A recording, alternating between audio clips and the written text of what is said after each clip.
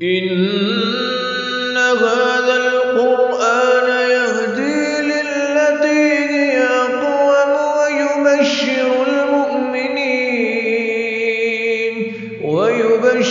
المؤمنين الذين يعملون الصالحات أن لهم أجرا كبيرا. بسم الله الرحمن الرحيم نحمده ونصلي ونسلم على رسوله الكريم وأشهد أن لا إله إلا الله وحده لا شريك له وأشهد أن محمدا عبده ورسوله أما بعد. آج ہی ہماری کلاس گزشتہ تفسیر کے اعتبار سے آج ہماری یہ 69 نمبر کلاس ہے، اور موجودہ سورت نور کا جو ہم نے ایک مختصر سا کورس شروع کیا ہے اس اعتبار سے آج ہماری دوسری کلاس ہے. اللہ تعالیٰ کی رحمت سے امید ہے کہ انشاءاللہ تعالیٰ آپ سب لوگ بھی خیر و عافیت سے ہوں گے، اور اللہ تعالیٰ کی رحمت سے ہم دعا کرتے ہیں اور امید رکھتے ہیں کہ اللہ تعالیٰ ہمیں پورے قرآن مجید کو اور اس سورت کو بھی صحیح طرح سمجھنے کی اور سمجھ کر اسے عمل کرنے کی اور آگے پہنچانے کی توفیق عطا فرمائے. اعوذ باللہ من الشیطان الرجیم، بسم اللہ الرحمن الرحیم. اللہ تعالیٰ نے فرمایا ہے الزانی لا ينکح الا زانیۃ او مشرکہ والزانیۃ لا ينکحها الا زان او مشرک وحرم ذلك علی المؤمنین، اور یہ مومنوں پہ حرام کیا گیا ہے. ذرا اس آیت کو سمجھنے میں تھوڑی سی ہمیں غور کرنا پڑے گا. یہ آیت ان آیات میں سے ہے جنہیں تفسیر کے اندر سمجھنے میں مشکل ترین آیات میں کہا گیا ہے. ترجمہ مشکل نہیں ہے، لیکن اس کے مفہوم کے اندر آنا کافی مشکل جو ہے وہ سمجھا گیا ہے. بہت سارے اس کے اندر مسائل ہیں. الزانی لا ينکح الا زانیہ، زانی نہیں نکاح کرتا مگر زانیہ عورت سے ہی، او مشرکہ یا مشرک عورت سے. والزانیۃ، اور زانیہ عورت لا ينکحها الا زان، زانیہ عورت سے نہیں نکاح کرتا مگر زانی مرد ہی کرتا ہے، او مشرک یا مشرک کرتا ہے. وحرم ذلک علی المؤمنین، اور مومنوں پہ یہ چیز حرام کی گئی ہے. یہ آیت الفاظ کے ترجمے میں تو عام ہے، سمجھنا آسان ہے. اس کے بارے میں جو وضاحتیں ہیں یہ ان آیات میں سے ایک آیت ہے جن آیات کے بارے میں مفسرین کے اقوال، مفسرین کی گفتگو میں بہت بڑا اختلاف ہے. اور ایک سمجھ لیا جائے کہ ایک لحاظ سے اس آیت کا اصل مفہوم اور مطلب پہ پہنچنے میں بہت ہی مشکل ہے. اللہ تعالیٰ سمجھنے کی توفیق عطا فرمائے. نمبر 1، یہاں سے نکاح سے کیا مراد ہے؟ اگر ہم یہاں سے نکاح سے مراد لیں کہ اس سے مراد ہے نکاح کرنا، نوٹ کر لیجئے نکاح کے 2 معنی ہیں. ایک ہے نکاح کا معنی عقد، یعنی جو ایجاب اور قبول ہوتا ہے. فلاں نے فلاں بیٹی آپ کو دے دی اتنے حق مہر کے بدلے میں، کیا آپ کو قبول ہے؟ آگے سے وہ کہتا ہے قبول ہے. اس معاملے کو عقد نکاح کہا جاتا ہے. یہ عقد نکاح کا ایک معنی ہے. جیسے کہ سورۃ احزاب کی آیت نمبر 49 میں بولا گیا ہے یا ایھا الذین آمنوا اذا نکحتم المؤمنات ثم طلقتموہن من قبل ان تمسوہن. اگر اے ایمان والو، اگر تم نے کسی عورت سے نکاح کیا اور پھر تم نے اس کے پاس جانے سے پہلے اس کو طلاق دے دی، تو یہاں نکاح سے مراد وہ معاملہ ہے، وہ عقد ہے. صرف نکاح کرنا ہے. رخصتی کے بعد والے اعمال اس لفظ میں نہیں ہیں. سورۃ بقرہ میں اللہ تعالیٰ نے فرمایا فَإِن طَلَّقَهَا فَلَا تَحِلُّ لَهُ مِن بَعْدُ حَتَّى تَنكِحَ زَوْجًا غَيْرَهُ. اگر تیسری طلاق دے دی ہے تو وہ پہلے خامد کے لیے عورت کسی صورت میں حلال اور جائز نہیں ہے، الا یہ ہے کہ آگے کسی دوسرے مرد سے وہ نکاح کرے نکاح کرنے کے بعد اس کے پاس رہے، وہاں سے اگر اسے کبھی آئندہ زندگی میں کوئی طلاق مل جائے تو پھر پہلے خامد کے لیے وہ عورت حلال ہو جاتی ہے۔ تو یہاں پہ اللہ تعالیٰ نے لفظ بولا ہے حتیٰ تنکح زوجا غیرہ، یہاں سے صرف نکاح کا عقد مراد نہیں ہے، بلکہ عقد کے علاوہ آگے چیز مراد ہے کہ خامد بیوی کا آپس میں ملاپ ہونا، وہ جب تک نہیں ہوگا وہ پہلے خامد کے لیے حلال نہیں ہوگی۔ تو اس آیت میں خامد اور بیوی کا تعلق مراد ہے، جبکہ سورۃ احزاب کی آیت میں اس سے عقد مراد ہے۔ اب ذرا اس آیت پہ آئیں جو سورۃ نور کے آیت نمبر 3 پہ ہم پہنچے ہیں۔ الزانی لا ينکح الا زانیہ، کیا نکاح کا عقد مراد لیں؟ اگر تو عقد مراد لیں، مسلمان کا مشرک سے تو نکاح ہوتا ہی نہیں ہے۔ زانی نہیں نکاح کرتا مگر زانیہ سے یا مشرکہ سے، اور زانیہ سے نہیں نکاح کرتا مگر زانی یا مشرک، تو مشرک سے تو نکاح ہوتا ہی نہیں ہے، عقد ہوتا ہی نہیں ہے۔ تو یہاں کیا معنی ہے؟ پہلا قول یہ ہے، حضرت عبداللہ ابن عباس رضی اللہ تعالیٰ عنہ سے پہلا قول یہ ہے کہ یہاں اس سے مراد وہ نکاح عقد نہیں ہے جو عام جس کو ہم نکاح بولتے ہیں، وہ یہاں پہ الزانی لا ينکح الا زانیہ سے وہ مراد نہیں ہے۔ یہاں اس ینکح سے مراد خامد بیوی کا ملاپ ہے۔ اللہ تعالیٰ گویا کہ پچھلی آیت کے ضمن میں اس کو بتایا ہے کہ اصل میں زانی سے ملاپ زانیہ ہی کرتی ہے یا مشرک ہی کرتی ہے، اور ایسے ہی زانیہ سے مشرک یا زانی ہی کرتا ہے۔ یہاں عقد نکاح مراد نہیں ہے، لا ینکح سے مراد جو ہے وہ یہاں پہ جماع، اس لیے کہ مشرک اور مشرکہ سے تو اسلام میں کوئی جائز ہے ہی نہیں ہے نا۔ یہ والی بات حضرت عبداللہ ابن عباس رضی اللہ تعالیٰ عنہ سے صحیح سند سے ثابت ہے کہ وہ یہ کہتے ہیں کہ اس آیت میں لا ینکح سے مراد عام جس کو ہم نکاح بولتے ہیں وہ مراد نہیں ہے، جس کو عام سمجھا جاتا ہے عرف عام میں وہ نہیں ہے، بلکہ یہاں ینکح بمعنی وہ عمل، وہ ملاپ ہے جو ایک مرد عورت میں ہوتا ہے۔ اللہ تعالیٰ ایک پچھلی آیت پہ تبصرہ کر رہا ہے کہ یہ برا کام ہے، اس برے کام میں وہی لوگ ملوث ہوتے ہیں مردوں کی طرف سے عورتوں کی طرف سے جو یہ کام کرنے والے ہیں، اس مرد کے ساتھ برے مرد کے ساتھ بری عورت ہی آ کے ملوث ہوتی ہے یا مشرک ہوتی ہے، اور مشرکوں کے ساتھ برے مرد یا بری عورتیں ہی ملوث ہوتی ہیں۔ یہ ینکح کا ایک معنی کیا گیا۔ اور دوسرا قول ہے اس آیت میں جو کہ تابعی سعید ابن المسیب رحمہ اللہ سے ہے، اور ان سے آگے امام شافعی نے اس قول کو نقل کیا ہے، اور یہ قول جو دوسری رائے میں بتا رہا ہوں، دوسرا قول کا مطلب دوسری رائے، وہ یہ ہے کہ یہ آیت منسوخ ہے۔ منسوخ کا مطلب کیا ہے؟ کہ یہ پہلے حکم تھا، اس کے بعد ہی آیا۔ کیا مطلب ہے؟ وہ یہ کہتے ہیں کہ یہ سورت کا نزول اگر دیکھا جائے تو یہ سن 6 ہجری کے قریب ہے، یعنی مشرک عورت سے مشرک کا نکاح جو ہے اس کی ممانعت سب سے پہلے سورت ممتحنہ میں کلیئر ہے، اور سورت ممتحنہ یا ایھا الذین آمنوا اذا جاءکم المؤمنات فامتحنوہن، کہ اے ایمان والو اگر مومن عورتیں تمہارے پاس مسلمان ہو کے آ جائیں تو انہیں آزما لو اور انہیں مشرکین کو واپس رد نہ کرو۔ یہ صلح حدیبیہ کے بعد کی ہیں۔ رہی سورت بقرہ کی آیت، کسی بھی مسلمان کا کسی بھی مشرک عورت سے نکاح نہ کرو، کوئی بھی مشرک عورت تمہارے لیے نکاح میں جائز نہیں ہے، یہ والی سورت بقرہ کی آیت میں کوئی زمانہ کوئی تاریخ نہیں ہے، جبکہ سورت ممتحنہ کے بارے میں ہے وہ صلح حدیبیہ کے بعد میں آئی ہے۔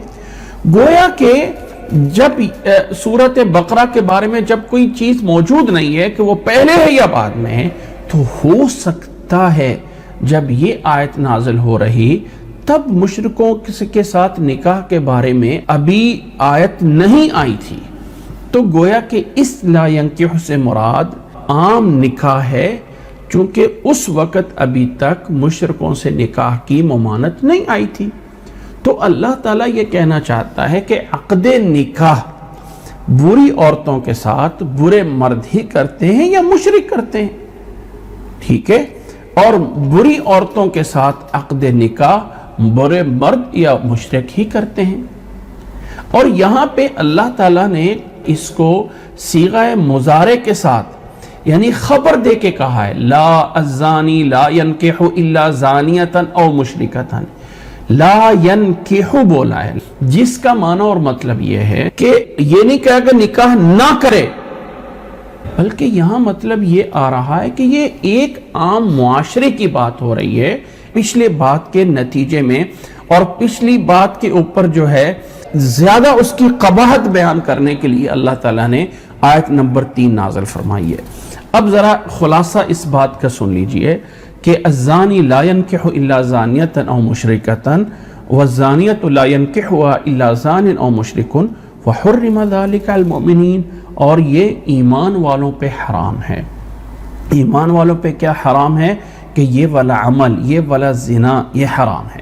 اب اس حرمہ سے کیا مراد ہے؟ حرمہ ذالکہ سے کیا مراد ہے؟ کیا اگر ایک آدمی سے گناہ سرزد ہو گیا ہے، کیا وہ جس عورت کے ساتھ اس نے برائی کی ہے، کیا اس عورت سے اس کا دوبارہ نکاح نہیں ہو سکتا ہے اگر وہ توبہ کر لیں؟ جی ہاں، یہ ہو سکتا ہے۔ تو حرمہ ذالک المؤمنین میں ہے کہ وہ عورت شرک پہ رہتے ہوئے یا وہ عورت اپنی بدکاری پہ رہتے ہوئے اس کے ساتھ نکاح کرنا یہ حرام ہے۔ اگر عورت یا مرد اپنی اس بدکاری سے توبہ کر لیتے ہیں، اپنے اس گناہ سے توبہ کر لیتے ہیں تو ان کا آپس میں نکاح ہو سکتا ہے، لیکن اگر توبہ نہ کریں اور اس توبہ کے بغیر ان کا نکاح ہو تو یہ اسلام میں ایمان والوں پہ حرام ہے۔ وَحُرِّمَ ذَلِكَ عَلَى الْمُؤْمِنِينَ، تو یہ آیت نمبر 3 سورۃ نور کی، اس کے بارے میں 2 رائے میں نے بتائی ہیں۔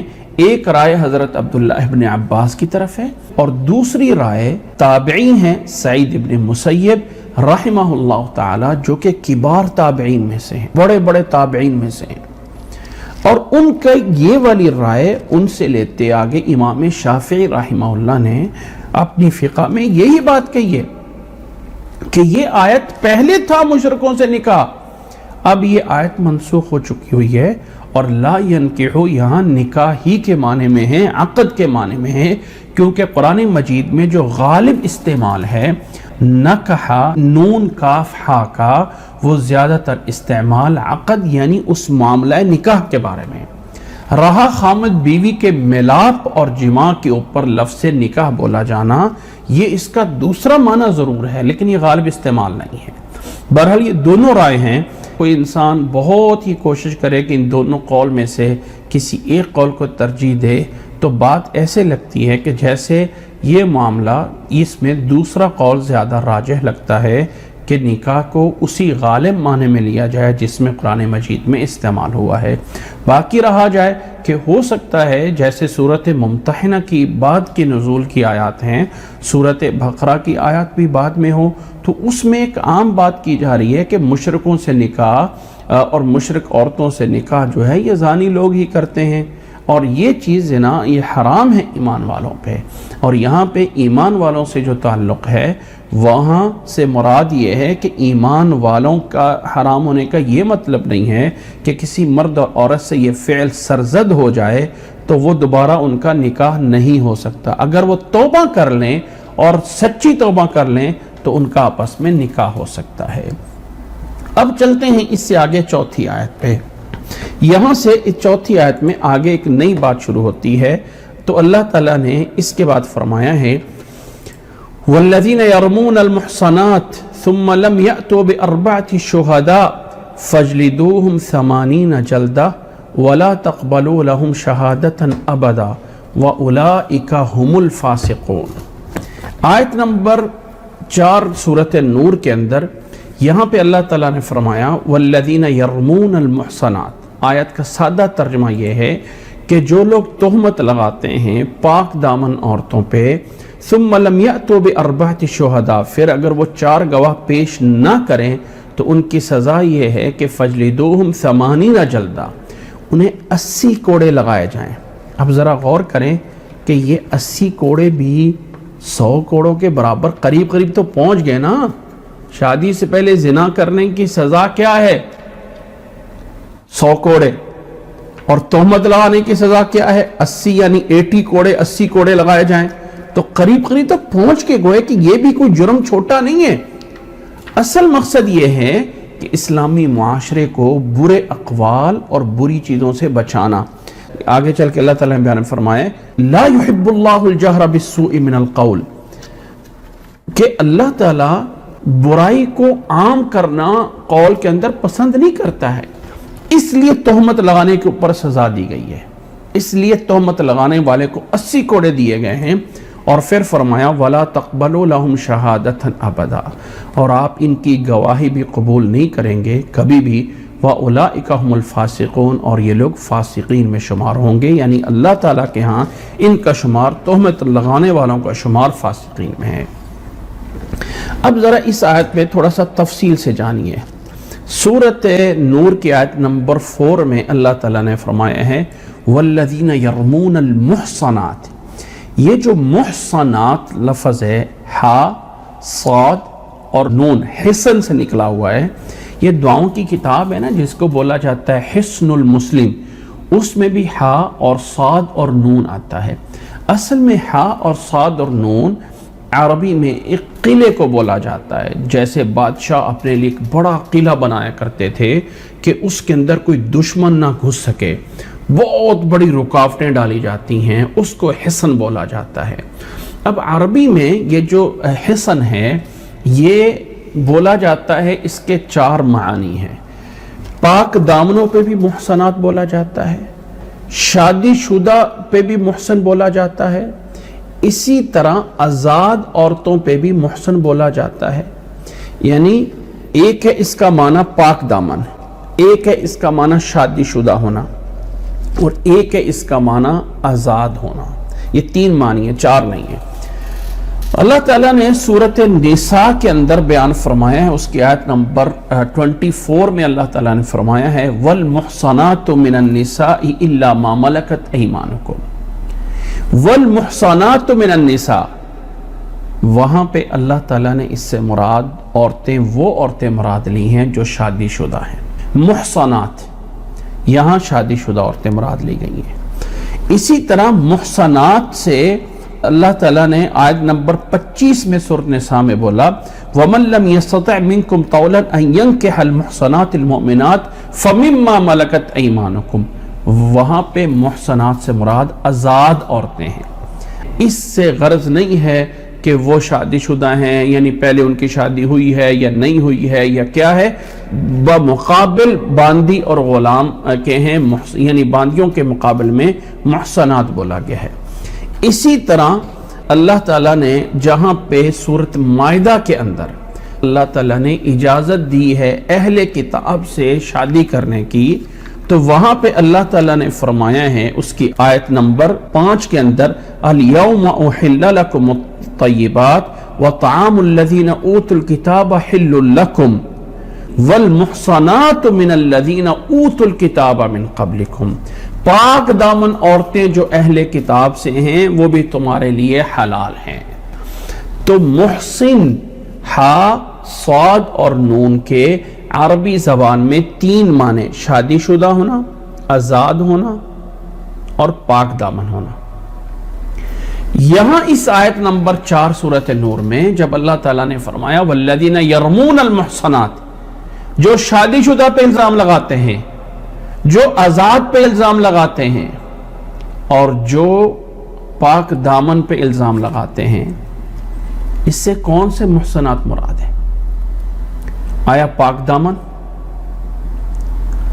آیا اس سے مراد جو ہے اچھا اگر کوئی شادی شدہ نہیں ہے تو اس پہ الزام لگایا جائے تو کوئی مسئلہ نہیں ہے، اگر کوئی غلام پہ لگایا جائے کوئی مسئلہ نہیں ہے. اس سے کیا مراد ہے؟ یاد رکھ لیں کہ اس سے مراد یہاں پہ پاک دامن ہے، خواہ وہ شادی شدہ ہو یا شادی شدہ نہ ہو، خواہ وہ آزاد ہے یا وہ غلام ہے. اور یہاں پہ اللہ تعالیٰ نے اس کو مؤنث جمع بولا ہے والذین یرمون المحصنات. تو تو کیا اگر کوئی مرد پہ تہمت لگاتا ہے تو اس کو یہ سزا نہیں ہے؟ یعنی اس کے لیے کچھ نہیں ہے؟ کیوں یہاں پہ عورت کا صیغہ کیوں استعمال ہوا؟ والذین یرمون المحصنات، جو پاک دامن عورتوں پہ الزام لگاتے ہیں۔ اچھا، جو کسی مرد کے اوپر الزام لگا دے تو کیا مرد کے اوپر الزام لگانے والے کی یہ سزا نہیں ہے؟ یہ با اغلبیت اور اکثریت کے لحاظ سے بولا گیا ہے کہ سب سے بری چیز یہ ہے کہ عورت پہ الزام لگنا، مرد پہ الزام لگنا بھی برا ہے، لیکن اتنا برا نہیں ہے جتنا کسی پاک دامن عورت پہ الزام لگنا ہے۔ اس کی بڑی زندگی کا اور اس کے لیے بہت بڑا مسئلہ ہے عورت کے لیے بنسبت مرد کے، اس لیے صیغہ مؤنث کا استعمال ہوا ہے۔ لیکن یہ آیت عام ہے، یہ کہنا کہ محصنات بولا گیا ہے لہذا محسن مرد، پاک دامن مرد پہ الزام لگانے پہ کوئی سزا نہیں ہے، ایسا نہیں ہے۔ قرآن مجید کے عبارات کو سمجھنا، جب اللہ تعالیٰ نے سورۃ فلق میں بولا ہے اعوذ باللہ من الشیطان الرجیم بسم اللہ الرحمن الرحیم قل اعوذ برب الفلق من شر ما خلق ومن شر غاسق اذا وقب ومن شر النفاثات فی العقد، اس کا کیا ترجمہ کیا جاتا ہے؟ گروں پہ پھونکنے والیوں کی برائی سے بھی اے اللہ میں تیری پناہ مانگتا ہوں۔ اچھا، گروں پہ پھونکنے والیاں، تو پھونکنے والوں سے کوئی پناہ نہیں ہے، جو پھونکنا والے ہوں گے، جو مرد ہوں گے، پناہ ان سے بھی ہے۔ اصل میں یہ قرآن مجید کی آیات کو سمجھنے کے لیے کچھ ان کا بیک گراؤنڈ بھی سمجھنا ہوتا ہے۔ یہ آیات جیسے میں نے بتایا ہے پچھلی کلاس میں، یہ سورت اس وقت نازل ہوئی تھی جب حضرت عائشہ رضی اللہ تعالی عنہ پہ منافقوں نے تہمت لگائی تھی، تو چونکہ اللہ کے نبی صلی اللہ علیہ وسلم کے گھرانے سے مسئلہ شروع ہوا تھا، اس لیے عورت کے صیغے استعمال کیے جا رہے ہیں، وگرنہ یہ سزا مردوں کے لیے بھی یہی ہے اور عورتوں کے لیے بھی یہی ہے۔ تو اللہ تعالیٰ نے فرمایا والذین یرمون المحصنات، یرمون، رما یرمی کا لفظی معنی ویسے یہ ہوتا ہے پھینکنا، کوئی چیز مارنا۔ عربی زبان میں رما یرمی بمانا تہمت بھی استعمال ہوتا ہے، کسی کے اوپر کوئی الزام لگا دینا، یہ گناہ اس نے کیا ہے اور وہ اس نے نہ کیا ہوا ہو، تو اس کو الزام بولا جاتا ہے۔ اور یہاں پہ ایک بات سمجھ لیجئے، اللہ کے نبی صلی اللہ علیہ وسلم نے دوسروں کے حق میں جو برائی کرنا ہے، غیبت کرنا ہے، اللہ کے نبی صلی اللہ علیہ وسلم سے پوچھا گیا کہ اگر ہم کسی مرد اور عورت کی برائی کر رہے ہیں اور وہ اس کے اندر عیب پایا جاتا ہے، اس میں کوئی حرج ہے؟ فرمایا یہی تو غیبت ہے، ذکرک اخاک بما یکرہ، اپنے کسی بھائی بہن کا ایسے الفاظ کے ساتھ یاد کرنا، تذکرہ کرنا، اگر وہ اس کے سامنے کیے جاتے تو اس کو برا لگتا، تو یہی تو ہے غیبت۔ اگر اس کے اندر کوئی ایسا عیب بیان کیا جائے جو اس کے اندر موجود ہی نہیں ہے تو یہ تو تہمت ہوگی، یہ الزام ہوگا۔ تو اللہ تعالیٰ نے فرمایا والذین یرمون المحصنات، محصنات یعنی پاک دامن عورتوں پہ کوئی الزام لگاتا ہے، لیکن میں نے بتا دیا ہے یہاں مرد بھی اس حکم میں شامل ہیں۔ اگر کوئی پاک دامن پاک مرد پہ کوئی الزام لگاتا ہے تو پھر اس کے لیے بھی کیا ہے؟ ثم لم یأتوا بأربعۃ شہداء، پھر اسے 4 گواہ لانے ہوتے ہیں۔ اسلام کے اندر جتنے بھی معاملات ہیں وہاں 2 گواہ مانگے گئے۔ دیکھیں نکاح میں 2 گواہ ہونا ضروری ہے، لین دین کے، تجارت کے، کاروباری جتنے مسائل ہیں 2 گواہوں کی ضرورت ہے۔ یہاں پہ 4 گواہ مانگے گئے، اس لیے کہ یہ بہت بڑی نازک چیز ہے۔ انسان کے اوپر اگر دیکھیں نا، کہا جاتا ہے نا کہ تیروں کے نشان مٹ جاتے ہیں، تلواروں کے نشان ختم ہو جاتے ہیں، ٹھیک ہے، لیکن زبان کے نشان مٹتے نہیں ہیں۔ یہ عربی کے شعر کا ترجمہ ہے کہ تیر کے اور تلوار کے جو نشان ہوتے ہیں نا وہ مٹ جاتے ہیں، لیکن جو زبان کے زخم دیے ہوتے ہیں نا وہ اتنے آسانی سے نہیں مٹتے ہیں۔ اور یہ تہمت ہوتی ہے، زبان کا زخم دیا جاتا ہے، کسی سے اپنی زبان سے کسی کو زخمی کیا جاتا ہے۔ یہاں پہ 4 گواہ مانگیں گے، لاؤ 4 گواہ۔ اتنا آسانی نہیں ہے کسی کو پر الزام لگا دینا۔ اگر 4 گواہ نہیں ہیں تو فجلدوہم 80 جلدہ، پہلی سزا انہیں 80 کوڑے لگائے جائیں۔ تہمت کے معاملے میں جو گواہی پیش کرنا ہے 4 گواہ، یہ اس کے لیے ہے جو کسی دوسرے پہ الزام لگا رہا ہے۔ اگر کسی عورت کے ساتھ کسی نے زیادتی کی ہے تو یہاں عورت اپنا معاملہ عدالت میں جا کے پیش کرے تو اسے 4 گواہ نہیں، اس سے 1 گواہ بھی نہیں لیا جائے گا۔ اگر ایک عورت آ کے کہہ دیتی ہے میرے پہ فلاں مرد نے زیادتی کی ہے، تو یہ نہیں ہے کہ اب یہاں پہ اسلام کہے گا جاؤ 4 گواہ لے کے آؤ، نہیں، یہاں پہ 4 گواہ نہیں ہیں۔ 4 گواہ وہاں ہیں جہاں تہمت لگائی، کوئی دوسرا بندہ کسی دوسرے کے بارے میں بات کرے، اپنے بارے میں بات کرنی ہے تو عدالت اس کا فوری کیس رجسٹر کرے گی، اور وہ ظلم اور زیادتی کرنے والے کے اوپر دلائل حالات تو دیکھے جائیں گے، بینہ تو دیکھا جائے گا، دلائل تو دیکھے جائیں گے۔ البینۃ علی من یدعی، جو دعویٰ کر رہا ہے اسے دلیل دینا ہوگی کہ کیسے فلاں نے تیرے پہ زیادتی کی ہے، اس کا کیا ہے، کیسے ہے۔ لیکن یہاں پہ گواہ نہیں ہے، گواہی کی کوئی ضرورت نہیں ہوگی، اور اس کی سزا سورۃ مائدہ میں کہ محاربہ ہے۔ اگر جرم ثابت ہو جاتا ہے فلاں بندے نے زیادتی کی ہے تو اس کو قتل کر دیا جائے، اس کو سولی لٹکا دیا جائے، اس کے ہاتھ اور پاؤں کاٹ دیا جائیں، اس کو جو ہے وہ جلا وطن یا قید کر دیا جائے۔ ان میں سے جو بھی سزا ہے وہ حاکم وقت اور عدالت دے سکتی ہے۔ تو اللہ تعالیٰ نے یہاں پہ فرمایا انہیں جو ہے وہ 80 کوڑے لگائے جائیں جو پاک دامن پہ تہمت لگاتے ہیں، یہ پہلی سزا۔ اور دوسری سزا وَلَا تَقْبَلُوا لَهُمْ شَهَادَةً أَبَدًا، اب چونکہ انہوں نے کسی دوسرے کے حق میں زبان درازی کی ہوئی ہے، اس لیے اب ان کی گواہی بھی قبول نہ کی جائے۔ اور فرمایا وَلَا تَقْبَلُوا لَهُمْ شَهَادَةً أَبَدًا، ان کی کبھی بھی گواہی نہ قبول کرو، کبھی بھی نہ کی جائے۔ کیا اس کا معنی ہے کہ اب آئندہ زندگی کے لیے ہمیشہ کبھی نہ کی جائے؟ وَأُولَئِكَ هُمُ الْفَاسِقُونَ، اور اللہ تعالیٰ کے ہاں یہ فاسق ہے۔ اگلی آیت اس کے ساتھ پڑھیں، پھر اس کے ساتھ اس کو مزید سمجھتے ہیں۔ اللہ تعالیٰ نے فرمایا إِلَّا الَّذِينَ تَابُوا مِن بَعْدِ ذَلِكَ وَأَصْلَحُوا، إِلَّا الَّذِينَ تَابُوا، جنہوں نے توبہ کر لی اس کے بعد، وَأَصْلَحُوا، اور اس کے بعد اپنی اصلاح کر لی، فَإِنَّ اللَّهَ غَفُورٌ رَحِيمٌ، تو اللہ تعالیٰ غفور الرحیم ہے۔ یہ تہمت لگانے والا مرد، تہمت لگانے والی عورت اگر توبہ کر لیں اس کے بعد اور اپنی اصلاح کر لیں، یعنی یہ توبہ کرنے سے سزا معاف نہیں ہوگی، تہمت کی سزا 80 کوڑے لگنے ہی لگنے ہیں۔ اب اس کوڑوں کے علاوہ ان کے لیے 2 سزائیں اور ہیں، اور وہ یہ ہیں وَلَا تَقْبَلُوا لَهُمْ شَهَادَةً أَبَدًا، اور وَأُولَئِكَ هُمُ الْفَاسِقُونَ، ان کی گواہی قبول نہیں ہے کبھی بھی، اور ان کے لیے جو ہے یعنی ان کے لیے وہ فاسق بھی اللہ تعالیٰ کے ہاں۔ 2 یہ چیزیں ہیں۔ اب اگلی آیت میں بتایا إِلَّا الَّذِينَ تَابُوا، جن لوگوں نے توبہ کر لی، سوائے ان لوگوں کے جنہوں نے توبہ کر لی اس کے بعد اور اپنی اصلاح کر لی، تو اللہ تعالیٰ غفور الرحیم ہے۔ اب یہ استثناء آیت نمبر 5 والا جو استثناء ہے، آیا یہ فسوق سے ہے؟ یعنی جنہوں نے اس تہمت لگانے کے بعد توبہ کر لی وہ فاسق نہیں ہوں گے۔ وَأُولَئِكَ هُمُ الْفَاسِقُونَ، اس بعد ذالکہ سے یعنی اس کے بعد توبہ کر لی تو کیا وہ فسق سے نکل جائیں گے، یا ان کے لیے شہادت بھی ان کی دوبارہ قبول کی جا سکتی ہے؟ کیونکہ اللہ تعالیٰ نے یہاں پہ فرمایا وَلَا تَقْبَلُوا لَهُمْ شَهَادَةً أَبَدًا، آبادا ہمیشہ کا لفظ آ رہا ہے۔ تو کیا توبہ کرنے کے بعد تہمت لگانے والا اگر توبہ کر لیتا ہے تو کیا اس کی گواہی قبول کی جائے گی کہ نہیں کی جائے گی؟ اگر کی جائے تو ابداً کا پھر کیا معنی ہے؟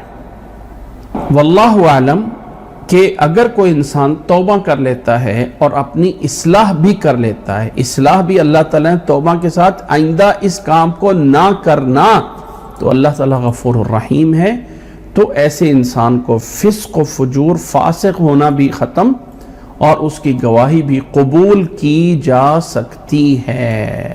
اب یہاں پہ ابداً کا معنی یہ لیا جائے گا کہ تہمت لگانے کے جرم پہ اگر وہ بار بار اسی پہ رہتا ہے تو پھر اس کی گواہی کبھی بھی قبول نہیں کی جائے گی۔ تہمت لگانے والا جو جرم ہے اس کا وہ مرتکب رہتا ہے، اس سے توبہ نہیں کرتا ہے، تو پھر اس کی کبھی نہیں گواہی قبول کی جائے گی۔ لیکن اگر اس سے وہ توبہ کر لیتا ہے اور اصلاح کر لیتا ہے تو اللہ تعالیٰ غفور الرحیم ہے۔ لیکن واللہ عالم، چاہیے یہ ہے کہ واقعاتی دنیا میں دیکھا جائے۔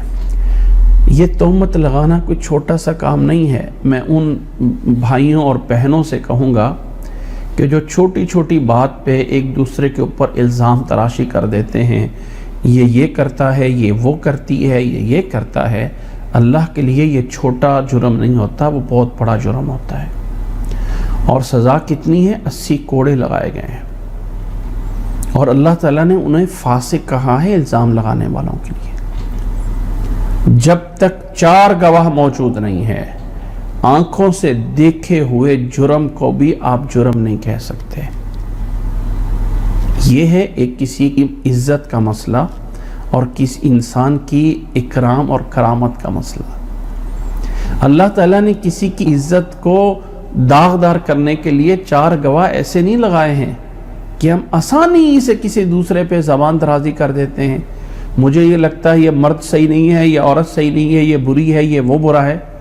اللہ کے لیے ان الفاظ سے بچیں، اور ہم یہ جرم کرتے ہوئے بعض دفعہ بالکل غور نہیں کرتے۔ بعض دفعہ ہم یہ جرم کرتے ہوئے اپنے اندر کوئی احساس نہیں ہوتا ہے کہ کتنا بڑا جرم جو ہے وہ ہو رہا ہوتا ہے۔ إِلَّا الَّذِينَ تَابُوا مِن بَعْدِ ذَلِكَ وَأَصْلَحُوا فَإِنَّ اللَّهَ غَفُورٌ رَحِيمٌ۔ اسی صورت میں آیت نمبر 6 سے ایک نیا مسئلے کا آغاز ہوتا ہے کہ اگر کوئی مرد اپنی بیوی پہ الزام لگا دیتا ہے، تو اب یہاں پہ بیوی کو برائی میں دیکھتے ہوئے اسے 4 گواہ لے کے آنے بیوی پہ الزام ثابت کرنے کے لیے۔ یہ کیسے ہو سکتا ہے کہ ایک انسان اپنی بیوی کو برائی میں دیکھے اور پھر وہاں جا کے 4 گواہ تلاش کرے؟ اللہ کے نبی صلی اللہ علیہ وسلم کے دور میں ایک واقعہ پیش آیا۔ صحابی نے پوچھا، اللہ کے نبی صلی اللہ علیہ وسلم نے فرمایا کہ یا تو تجھے 4 گواہ لانے ہوں گے یا تیرے پہ حد لگائی جائے گی۔ اب وہ صحابی کہہ رہے ہیں کہ کیسے ہو سکتا ہے کہ بیوی کو دیکھا جائے اور اس کے لیے پھر ہمیں جو ہے وہ 4 گواہ لے کے آنے پڑے؟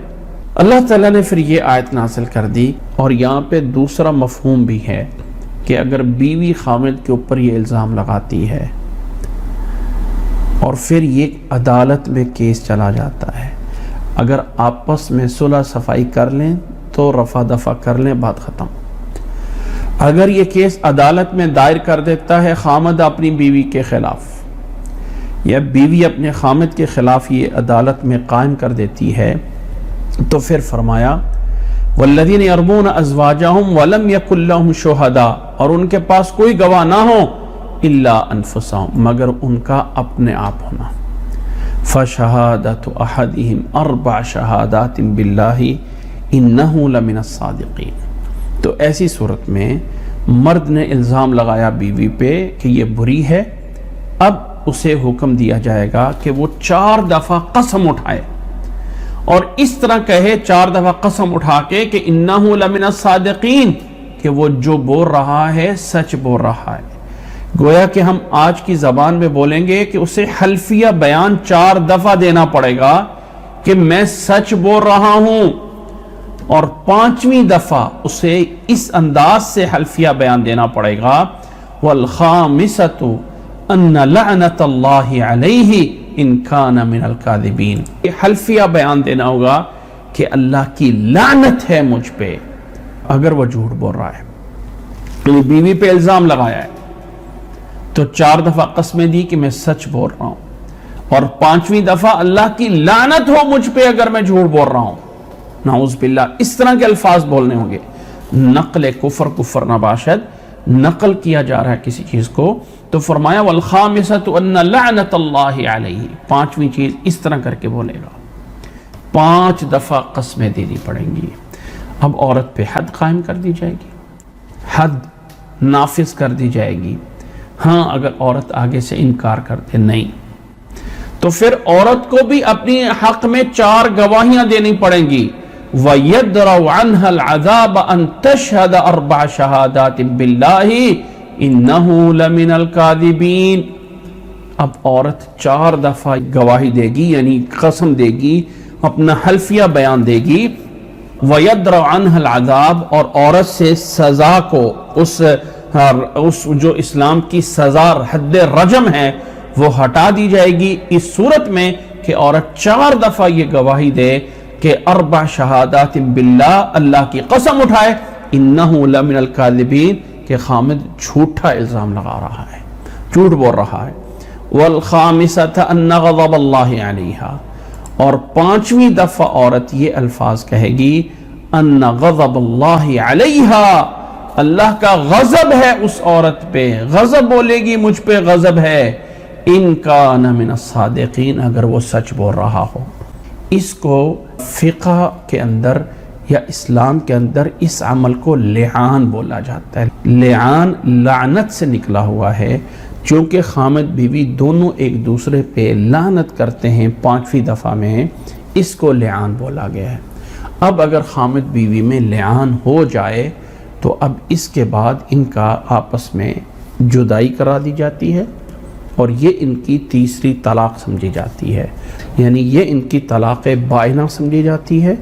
اب اس کے بعد ان کا آپس میں نکاح نہیں ہو سکتا ہے، یہ ان کے جدائی کے لیے کافی ہوتا ہے کہ آپس میں لعان ہو گیا ہے۔ خامد اگر اپنی بیوی پہ الزام لگا دے، اب یہاں پہ جو انداز ہے عورت کی طرف سے، کیونکہ پچھلی آیت میں بھی عورت کا لفظ آیا ہے والذین یرمون المحصنات، اور یہاں پر بھی بیوی کا ہے کہ اگر بیوی کے اوپر الزام لگایا ہے تو کیا مرد پہ خامد پہ الزام لگائے تو وہاں پہ لعان ہو سکتا ہے؟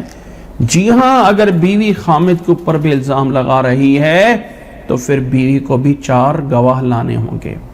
عدالت میں اگر کیس کر رہی ہے خامد میرا برائی کر رہا ہے، 4 گواہ پیش کرنے ہوں گے۔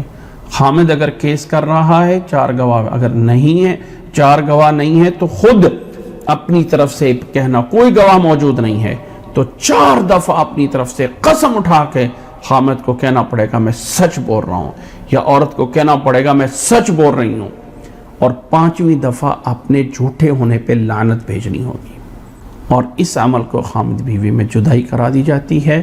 یہاں پہ کیونکہ مرد اپنی بیوی کو دیکھ رہا ہے برائی کرتے ہوئے تو اس کی غیرت برداشت نہیں کرتی ہے کہ اب وہ 4 لوگوں کو لے کے دکھائے، یا بیوی اپنے خامد کو برائی پہ دیکھ رہی ہے تو اس کے لیے 4 لوگوں کو لا کے بتائے، اسلام نے اس کا ذمہ دار نہیں بنایا ہے۔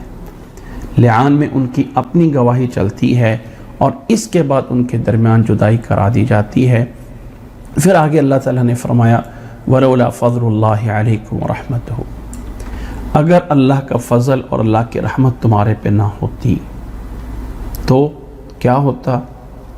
اس کا جواب محذوف ہے، اور وہ جواب یہ محذوف ہے کہ اگر اللہ کا فضل اور اللہ کی رحمت تمہارے پہ نہ ہوتی تو اس طرح کے الزام لگانے پہ، اس طرح کے کام کرنے پہ، برائیاں کرنے پہ اللہ کا عذاب تمہارے اوپر فوری آ جاتا۔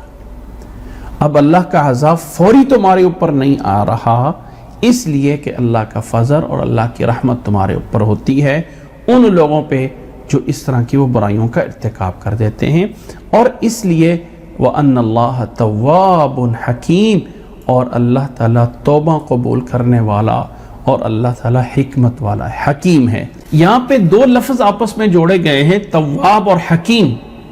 حالانکہ توبہ قبول کرنا اور حکمت والا ہونا عموماً یہ ہے نا تواب غفور، توبہ کرنے والا ہے اور غفور ہے، لیکن بولا تواب حکیم۔ یہ حکیم اس لیے بولا کہ جو اللہ نے پیچھے احکامات دیے ہیں یہ حکمت سے بھرے ہوئے ہیں، یہ کوئی سمپل ایسے معلومات نہیں ہیں۔ ایک معاشرے اور ایک خاندان کو جب پورے کو آباد کرنا ہے اور نیکی اور اچھائی پہ خاندانوں کو ہونا ہے تو یہ جو معاشرے کے قانون دیے گئے ہیں یہ اللہ کی طرف سے پوری حکمت ہے، اور اللہ تعالیٰ تمہیں معاف کرنے والا ہے۔ بہت سی تم سے کمیاں کوتاہیاں ہوتی ہیں، اللہ تعالیٰ تمہاری توبہ قبول کرنے والا ہے، اس لیے کمیاں کوتاہیاں ہوتی ہیں اللہ معاف کرتا ہے، اور اپنے آپ کو ان گناہوں سے بچاؤ جن پہ سزائیں لگائی گئی ہیں۔ اور آیت کے شروع کے حصے میں بتایا ہے وَلَوْلَا فَضْلُ اللَّهِ عَلَيْكُمْ وَرَحْمَتُهُ، اگر اللہ کا فضل اور اللہ کی رحمت تمہارے پہ نہ ہوتی تو ان تمام برائیوں کے کرنے پہ تمہارے اوپر اللہ کا عذاب آ جاتا۔ لیکن اللہ تعالیٰ نے تمہارے پر عذاب نہیں دیا، بلکہ اپنی رحمت اور فضل کر کے تمہیں موقع دیا ہے توبہ کرنے کا۔ توبہ کر لو، اللہ تعالیٰ نے سب چیزیں تمہیں اپنی حکمت سے عطا فرمائی ہیں۔ وَأَنَّ اللَّهَ تَوَّابٌ حَكِيمٌ، اور اللہ تعالیٰ توبہ قبول کرنے والا اور حکمت والا ہے۔ اپنے درس کے دوران میں نے ایک لفظ بولا ہے، اور اس لفظ بولنے میں مجھے بھی تھوڑا سا محسوس ہوا ہے کہ لفظ نہیں بولنا چاہیے تھا، اور اسی بات سے میں سمجھانا چاہتا ہوں۔ لفظ یہ ہے کہ 4 گواہیاں مرد نے دینی ہیں کہ وہ سچا ہے، اور 5ویں گواہی اس مرد نے کیا دینی ہے؟ عورت نے 4 گواہیاں دینی ہیں کہ وہ جھوٹ بول رہا ہے، اور 5ویں گواہی یا 5ویں قسم کیا دینی ہے؟ الفاظ کیا ہیں؟ میں وہ الفاظ نہیں لانا چاہتا ہوں، لیکن سمجھانے کے لیے میں کہہ رہا ہوں۔ 5ویں گواہی یہ دینی ہے کہ اللہ کی لعنت ہو مجھ پر اگر وہ سچ بول رہا ہے، عورت کہے گی، ٹھیک ہے؟ اور مرد کہے گا اللہ کی لعنت ہو مجھ پر اگر میں جھوٹ بول رہا ہوں۔ اب ذرا جب میں یہ لفظ بولتا ہوں تو دل سے بات حل سے جاتی کہ میں یہ کیوں بول رہا ہوں؟ تو اللہ تعالیٰ نے قرآن مجید کا اسلوب انداز ایسا رکھا ہے کہ جس میں پڑھنے والے کے لیے یہ لفظ آئے ہی نہ، جو چیز میں بتانا چاہتا ہوں۔ اللہ تعالیٰ نے الفاظ یہ بولا وَالْخَامِسَةَ أَنَّ غَضَبَ اللَّهِ عَلَيْهَا إِن كَانَ مِنَ الصَّادِقِينَ۔ اگر ان الفاظ کا ترجمہ غور کریں تو یہ ایک اتنا بلیغانہ اسلوب ہے قرآن مجید کا کہ پڑھنے والے کو یہ لفظ بھی کہیں نہ آ جائے، الفاظ غائب کے، کہ وہ 5ویں گواہی اس طرح دے گا کہ اللہ کی لعنت ہو اس پر، ان کانا، اگر وہ من الکاذبین میں سے ہے۔ اور 5ویں گواہی عورت کیا دے گی؟ ان غضب اللہ علیہا، اللہ کا غضب ہے اس عورت پہ، ان کانا من الصادقین، اگر وہ سچے میں سے ہے۔ تو ایک ہوتا ہے حکایتاً بولنا کہ وہ گواہی دے گا میں سچا ہوں، میں سچا ہوں، میں نہیں، گواہی بولے گا وہ سچا ہے، وہ سچا ہے۔ ذرا غور کریں، تو جو قرآن نے اسلوب دیا ہے وہ گواہی دے گا وہ سچا ہے، وہ سچا ہے، کیونکہ اگلا 5ویں چیز آنی تھی کہ وہ گواہی دے گا کہ مجھ پہ لعنت۔ یہ مجھ پہ والی بات اللہ تعالیٰ نے اسلوب ایسا بیان کیا ہے کہ پڑھنے والے کے الفاظ میں یہ نہ آئے، اور یہ ایک بہت بڑا عربی زبان کا بدیہی یا بڑا رائع، یعنی بڑا خوبصورت انداز ہے کہ اللہ تعالیٰ نے لعان کو بولتے ہوئے پڑھنے والے کے لیے ایسا لفظ نہیں بولا ہے کہ بعض دفعہ لوگ بول دیتے ہیں نا، وہ قرآن مجید کے آگے پیچھے ساری بات چھوڑ دیتے ہیں اور درمیان میں ٹکڑا بول دیتے ہیں، اور جیسے کہتے ہیں یا ایھا الذین آمنوا لا تقربوا الصلاۃ، اے ایمان والو نماز کے قریب نہ جاؤ، آگے نہ پڑھا جائے۔ تو اتنی بات سے کوئی غلط تو نکال سکتا ہے نا۔ یہاں پہ اللہ تعالیٰ نے اس لعان کے اندر الفاظ ایسے بولے ہیں کہ کوئی بندہ اس میں سے 2 لفظ جوڑ کے ایسے نکال نہیں سکتا ہے کہ جس پہ آپ پڑھتے وقت کسی پہ لعنت کر رہے ہیں یا بولتے وقت کسی پہ اپنے پہ لعنت کر رہے ہیں، وہ الفاظ نہیں درمیان سے نکالے جا سکتے ہیں، کیونکہ قرآن مجید کا انداز بلیغانہ انداز ہے کہ اس مرد اور عورت کو ایک غائب بندہ بنا کے اس کی ضمیریں اور پرونون لے کے بات کی گئی ہے، اور یہ ایک انداز قرآن مجید کا بہت ہی بلاغت میں اور بہت ہی فصاحت میں انداز ہے کہ اللہ تعالیٰ نے لعان کو اس انداز میں بیان کر دیا ہے۔ یہ ہیں ایک تمام وہ مسائل جو اس سورت کے شروع میں اللہ تعالیٰ نے دیے ہیں۔ اللہ تعالیٰ نے جتنے احکامات دیے ہیں اس میں کسی پہ ظلم اور زیادتی نہیں کی ہے، بلکہ یہ سارے کے سارے اللہ تعالیٰ کے احکامات پوری حکمت اور پوری دانائی سے بھرے ہوئے ہیں۔ یہ ہیں ان آیات میں جو بیان ہوا ہے، آیت نمبر 10 تک۔ انشاءاللہ تعالی آیت نمبر 11 سے انشاءاللہ ہم آئندہ کلاس میں شروع کریں گے، اس میں کچھ واقعات ہیں جس کے اوپر بات کرنی ہے۔ اللہ ہمیں ان آیات کو جو آج ہم نے سنی ہیں، جو آج ہم نے پڑھی ہیں، اللہ ہمیں انہیں صحیح طرح سننے، سمجھنے اور عمل کرنے کی توفیق عطا فرمائیں۔ جزاکم اللہ احسن الجزاء وآخر دعوانا ان الحمد للہ رب العالمین۔